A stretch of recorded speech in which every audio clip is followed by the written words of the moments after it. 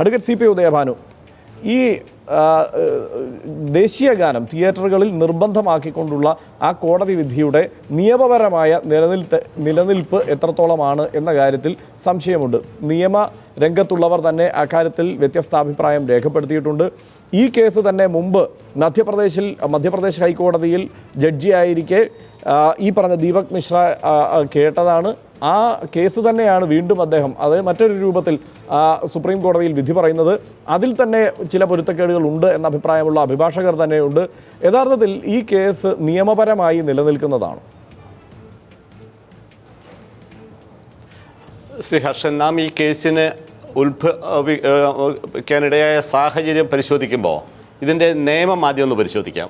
അതിനുശേഷം കേസ് ലോയിലേക്ക് പോകാം. നിയമം എന്ന് പറയുന്നത് 1971 വന്ന prevention of insult to national honour act എന്ന് ഉള്ള ഒരു നിയമമുണ്ട്. ആ നിയമത്തിൽ ആകെ 3 വകുപ്പുകളാണുള്ളത്. 1, നിയമത്തിൻ്റെ പേര് അടങ്ങുന്നത്. 2, ദേശീയ പതാകയുമായി ബന്ധപ്പെട്ട് എങ്ങനെയാണ് ആദരിക്കേണ്ടത്, അനാദരവ് കാണിച്ചാൽ എന്തെല്ലാം ആണ് അതിൻ്റെ ശിക്ഷാർഹമായിട്ടുള്ള നടപടിക്രമം എന്നത്. 3-ാം വകുപ്പിലാണ് പറയുന്നത് ഈ ദേശീയ ഗാനവുമായി ബന്ധപ്പെട്ടത്. അത് ഒന്ന് വായിച്ച് കേൾക്കുന്നത് സഹായകരമായിരിക്കും. Whoever intentionally prevents the singing of the Indian national anthem or causes disturbances to any assembly engaged in such singing shall be punished with imprisonment for a term which may extend to 3 years or with fine or with both. അപ്പോൾ ഇത് വായിച്ചപ്പോൾ മനസ്സിലായിട്ടുണ്ടാവും, ഈ നിയമത്തിൽ ഒരു സ്ഥലത്തും ഈ നിർബന്ധപൂർവം നിൽക്കണമെന്നോ അല്ലെങ്കിൽ ഈ ദേശീയഗാനം ആലപിക്കുകയോ റെക്കോർഡ് ചെയ്തത് കേൾപ്പിക്കുന്ന സമയത്ത് എഴുന്നേറ്റ് നിൽക്കണമെന്ന് ഒരു സ്ഥലത്തും പറഞ്ഞിട്ടില്ല. വളരെ പ്രത്യേകമായിട്ട് ശ്രദ്ധിക്കുന്നത്, ആരെങ്കിലും മനഃപൂർവ്വമായി ദേശീയഗാനാലാപനം നടത്തുന്നത് തടസ്സപ്പെടുത്തുകയോ അല്ലെങ്കിൽ ഏതെങ്കിലും തരത്തിലുള്ള ഡിസ്റ്റർബൻസസ് ഉണ്ടാക്കുകയോ ചെയ്താൽ അതിനെ 3 വർഷം വരെ ശിക്ഷിക്കത്തക്ക രീതിയിലുള്ള കുറ്റകൃത്യമായിരിക്കും. ഇതായിരുന്നു ആ നിയമം, ആ സ്റ്റാറ്റ്യൂട്ട് പറയുന്നത്. ഇതുമായി ബന്ധപ്പെട്ട് സുപ്രീം കോടതിയിൽ 2 കേസുകളാണ് വന്നത്. ഒന്ന് 1986 കേരളത്തിൽ നിന്നും ഉത്ഭവിച്ച യഹോവ സാക്ഷികളുടെ കേസ്. രണ്ടാമത് ഇപ്പോൾ നേരത്തെ സൂചിപ്പിച്ച ജസ്റ്റിസ് ദീപക് മിശ്ര മധ്യപ്രദേശ് ഹൈക്കോടതി ജഡ്ജിയായിരിക്കെ പാസാക്കിയ ഒരു വിധിയിൽ നിന്നും ഉത്ഭവിച്ച് പിന്നീട് പുറത്തു വന്ന ഒരു പബ്ലിക് ഇൻട്രസ്റ്റ് ലിറ്റിഗേഷൻ്റെ രൂപത്തിൽ വന്ന ജസ്റ്റിസ് ഗെയർ അധ്യക്ഷനായിട്ടുള്ള 3-അംഗ ബെഞ്ച് പുറപ്പെടുവിച്ച 2004 വിധി. നമുക്ക് ആദ്യത്തെ വിധിയിലേക്കൊന്ന് പരിശോധിക്കാം. യഹോവ സാക്ഷികളുടെ കേസ് ഉത്ഭവിക്കുന്ന കേരളത്തിൽ നിന്നാണ്. യഹോവ സാക്ഷികളുടെ കാര്യത്തിൽ നമുക്ക് എല്ലാവർക്കും അറിയാം, ഒരു പ്രത്യേക തരത്തിലുള്ള യഹോവയാണ് ഏറ്റവും പ്രധാനപ്പെട്ട ദൈവം എന്ന ഇത് വിശ്വസിക്കുകയൊക്കെ ചെയ്യുന്ന ഒരു കാലഘട്ടമുണ്ടായിരുന്നു. 1984 അവർ പഠിച്ചിരുന്ന സ്കൂളിൽ നിന്നും ആ കുട്ടികളെ പുറത്താക്കി. അതുമായി ബന്ധപ്പെട്ട കേസ് സുപ്രീം കോടതിയിലെത്തുകയാണ്.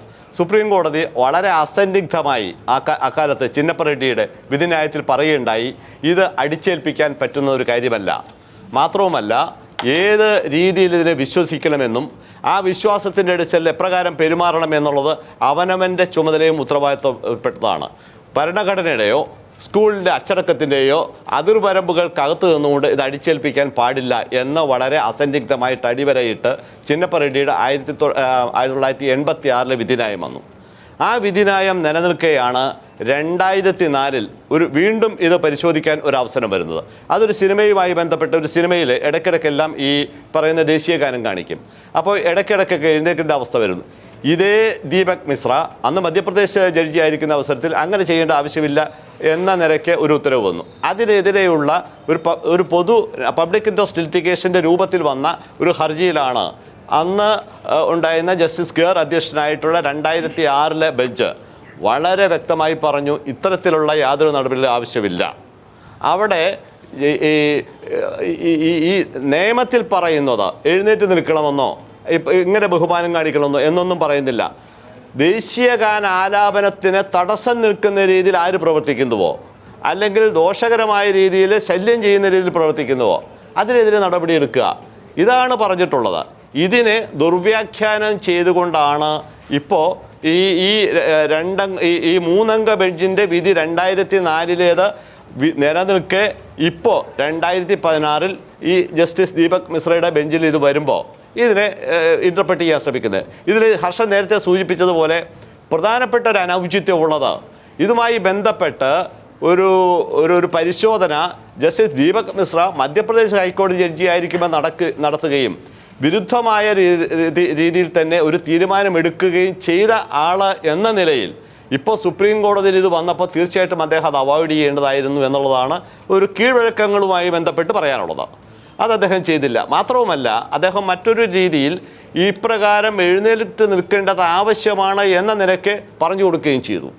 അങ്ങനെ ഈ നമ്മുടെ നാട്ടിലെ ഇപ്പോൾ വർഗീയത പ്രശ്നങ്ങൾ കുരങ്ങനെ ഏണി വെച്ച് കൊടുക്കുന്നു എന്ന് പറയുന്ന പോലെ വർഗീയതയുമായി ബന്ധപ്പെട്ട് ചിന്തിക്കാനായിട്ടുള്ള അവസരങ്ങൾ കിട്ടുകയും അത് പ്രചാരണത്തിൽ കൊണ്ടുവരികയും രാഷ്ട്രീയ ലാഭങ്ങൾക്ക് ഉപയോഗിക്കുകയും ചെയ്യുന്ന ഒരു കാലഘട്ടമാണിത്. ഈ ജനഗണമന പാടണമോ അതോ വന്ദേമാതരം വേണമോ എന്നുള്ളൊരു ഡിസ്കഷൻ കുറേ നാളുകൾക്ക് മുമ്പ് നടന്നതെല്ലാം നമ്മുടെ ഓർമ്മയിലുണ്ടാകാം. അതുകൂടാതെ തന്നെ ഇപ്പോൾ ദേശീയ തലത്തിൽ ഈ ഗോവധം നിരോധിക്കുന്നതുമായിട്ട് അല്ലെങ്കിൽ ബീഫ് ഉപയോഗിക്കുന്നതുമായിട്ട് ബന്ധപ്പെട്ട ചർച്ച, ഇതെല്ലാം തിളപ്പിക്കുന്നതിന് വേണ്ടിയുള്ള ചർച്ചകളുടെ ഭാഗമായി ഉപയോഗിക്കപ്പെടുന്ന സാഹചര്യം കൂടി ഉണ്ടാകുമ്പോഴാണ് ഈ നിലയ്ക്ക് ഒരുപക്ഷെ ഇത്തരത്തിൽ പ്രതിരോധിക്കാൻ പോകുന്ന ചില തോന്നൽ ഒരു വിഭാഗത്തിൻ്റെ ഭാഗത്തു നിന്നുണ്ടാവുന്നതിനും ഒരുപക്ഷെ കാരണം അതാകാം. ശ്രീ രാധാകൃഷ്ണ മേനോൻ, 2001 നാഗ്പൂരിൽ RSSൻ്റെ ആസ്ഥാനത്ത് ദേശീയ പതാക ഉയർത്താൻ 3 യുവാക്കളും അവരോടൊപ്പം അവർക്ക് പിന്തുണയുമായി ചിലരും കടന്നു ചെല്ലുകയും അവർ ദേശീയ പതാക ഉയർത്തുകയും ചെയ്തത്.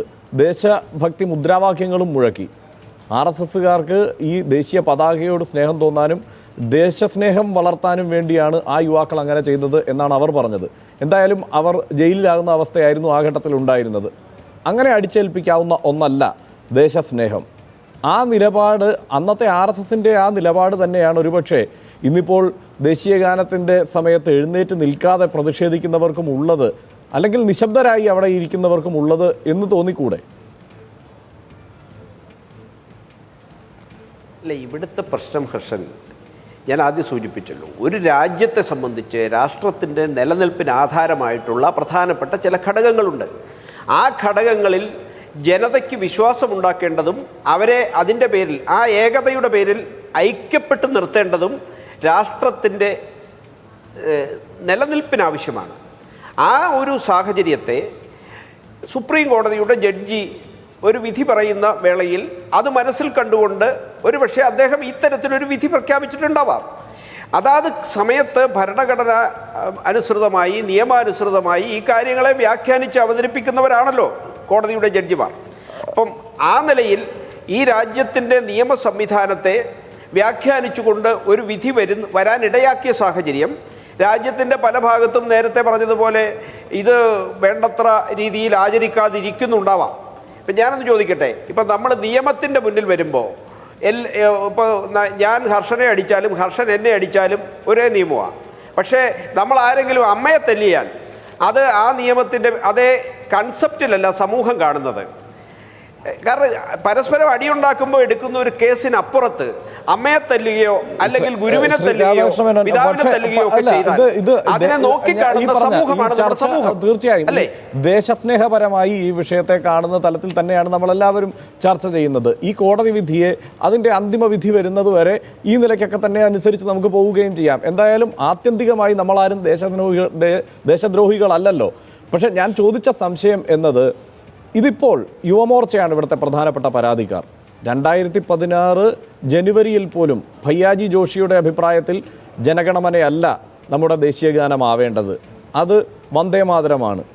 ഇവിടെ കേരളത്തിൽ വ്യാപകമായി പ്രചരിച്ചതാണ് ശശികല ടീച്ചറുടെ പ്രസംഗം. ശശികല ടീച്ചറും പറയുന്നത് വന്ദേമാതരമാണ് ദേശീയഗാനം ആവേണ്ടത് എന്നതാണ്.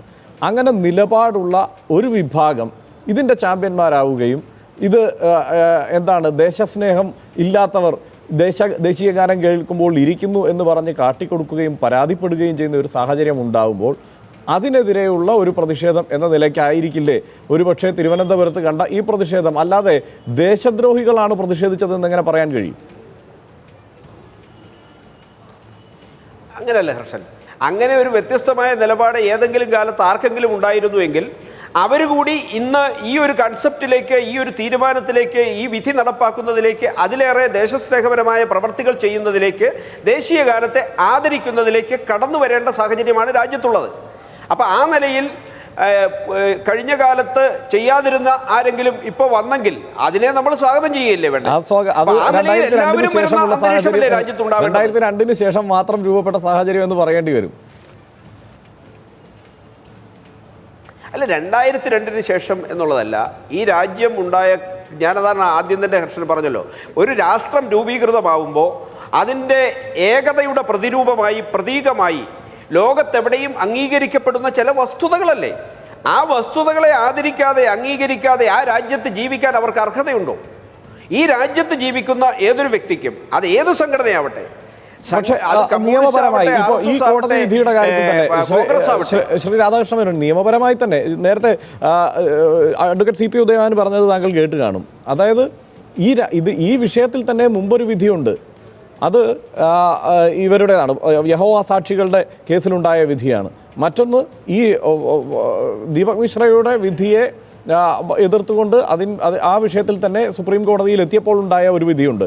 ഇങ്ങനെ ചില വിധികളുടെ സാഹചര്യത്തിൽ കൂടിയാണ് താൻ ഈ കേസ് കേൾക്കുന്നത് എന്ന ബോധ്യത്തോടെയാണോ അദ്ദേഹം ഈ വിധി പുറപ്പെടുവിച്ചത് എന്നതാണ് സംശയം. കാരണം അദ്ദേഹം അസന്നിഗ്ധമായി പറയുകയാണ് 20 തവണ വേണമെങ്കിൽ വിദേശ പ്രതിനിധികൾ എഴുന്നേറ്റ് നിൽക്കണമെങ്കിൽ എഴുന്നേറ്റ് നിന്നോട്ടെ എന്ന്. അങ്ങനെ പറയുമ്പോഴാണ് ഇതിൻ്റെ ഉദ്ദേശശുദ്ധി സംശയിക്കപ്പെടുന്നത്. അല്ല, ഇന്നത്തെ ഈ രാജ്യത്തിൻ്റെ സാഹചര്യത്തിൽ പല ഭാഗത്തും ദേശീയ ഗാനത്തോട്, ദേശീയ പതാകയോട് ഒക്കെ വേണ്ടത്ര ആദരവ് പ്രകടിപ്പിക്കാത്ത അന്തരീക്ഷം സമൂഹത്തിലുണ്ടോ എന്ന് ആർക്കെങ്കിലും സംശയം തോന്നുന്ന ഒരവസ്ഥയില്ലേ? പല പ്രദേശത്തുമില്ലേ? ഇപ്പോൾ നമ്മൾ ആ നിലയിൽ ഉള്ള ഒരു സാഹചര്യത്തെ സുപ്രീം കോടതി സീരിയസ് ആയി നോക്കിക്കാണുന്നു എന്നല്ലേ നമ്മളതിനെ കാണേണ്ടത്. ഈ രാജ്യത്തെ നിയമ സംവിധാനത്തിലോ മറ്റ് മേഖലകളിലോ ഉണ്ടാകുന്ന പലപ്പോഴും നമ്മൾ കോടതി തന്നെ വാർത്തകളുടെ അടിസ്ഥാനത്തിലൊക്കെ പല കാര്യങ്ങളിലും ഇടപെടാറില്ലേ എന്ന് പറയുന്നത് പോലെ സമൂഹത്തിൻ്റെ ഇന്ന് നടക്കുന്ന കാര്യങ്ങൾ കൂടി വിലയിരുത്താൻ കോടതിക്ക് അവകാശമുണ്ടല്ലോ.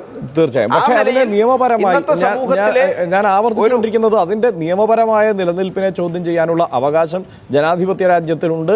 അതിൻ്റെ നൈതികതയെ ചോദ്യം ചെയ്യാനുള്ള അവകാശം ജനാധിപത്യ രാജ്യത്തുണ്ട്. എല്ലാ തരത്തിലുമുള്ള വിയോജിപ്പുകൾ പ്രകടിപ്പിക്കാൻ കൂടിയുള്ള അവകാശം ഉണ്ട്. മാത്രമല്ല, ഞാൻ നേരത്തെ സൂചിപ്പിച്ചത് ഒരിക്കൽ കൂടി പറയട്ടെ, ഈ നിയമവിരുദ്ധമായ ഒരു വിധിയാണെന്നുള്ള ഉറപ്പുണ്ടെങ്കിൽ ആ വിധി അനുസരിക്കാതിരിക്കാനുള്ള അവകാശം കൂടി ഈ രാജ്യം നമുക്ക് ഉറപ്പു തരുന്നുണ്ട് എന്നതുകൂടിയാണ് വാസ്തവം. ഞാൻ താങ്കളിലേക്ക് തിരിച്ചു വരാം. ശ്രീ സനൽകുമാർ ശശിധരൻ, എനിക്ക് തോന്നുന്നത് ഈ പരാതിപ്പെടുന്നവരൊന്നും ഇത്രയും വിപുലമായി ഈ വിഷയത്തെക്കുറിച്ച് ഗൗരവമായി ചിന്തിക്കാതെ പരാതിപ്പെടുന്നതാണ്. തീർച്ചയായിട്ടും.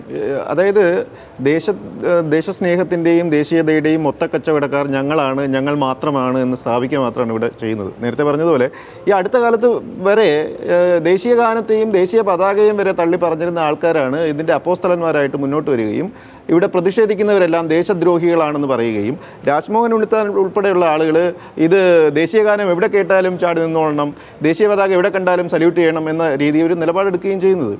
കനകക്കുന്നിൽ ഒരു വലിയ ദേശീയ പതാകയുണ്ട്. ഞാനിങ്ങനെ അത്ഭുതപ്പെടുകയായിരുന്നു. ആളുകളിങ്ങനെ തേരാപാര നടക്കുന്നുണ്ട്. അങ്ങനെയാണെങ്കിൽ നമുക്ക് സല്യൂട്ട് ചെയ്യാനല്ലേ സമയം വരൂ? നമുക്കൊക്കെ ധാരണയില്ലേ? നമ്മളെല്ലാം ഈ രാജ്യത്തെ എല്ലാ പൗരന്മാർക്കും കൃത്യമായ ധാരണയും വീക്ഷണവും ദേശസ്നേഹവും ഒക്കെ ഉണ്ട്. ഇതില്ല എന്ന് ഈ മുക്കിന് പറയുന്നത് ഈ ദേശത്തെ ആളുകൾക്ക് ദേശസ്നേഹം ഇല്ല, എവിടെയോ പോയി, ദേശസ്നേഹം മുഴുവനും പോയി, ദേശീയ പതാകയെ ആദരിക്കുന്നില്ല, ദേശീയ ഗാനത്തെ ആദരിക്കുന്നില്ല എന്ന് മുറവിളി കൂട്ടുന്നത് ഏത് ലോകത്താണെന്ന് മനസ്സിലാകുന്നില്ല. ഇതൊരു സ്വപ്ന ലോകത്താണ്. തിരിച്ചു വരാൻ ഒരു ചെറിയ ഇടവേളയ്ക്ക് ശേഷം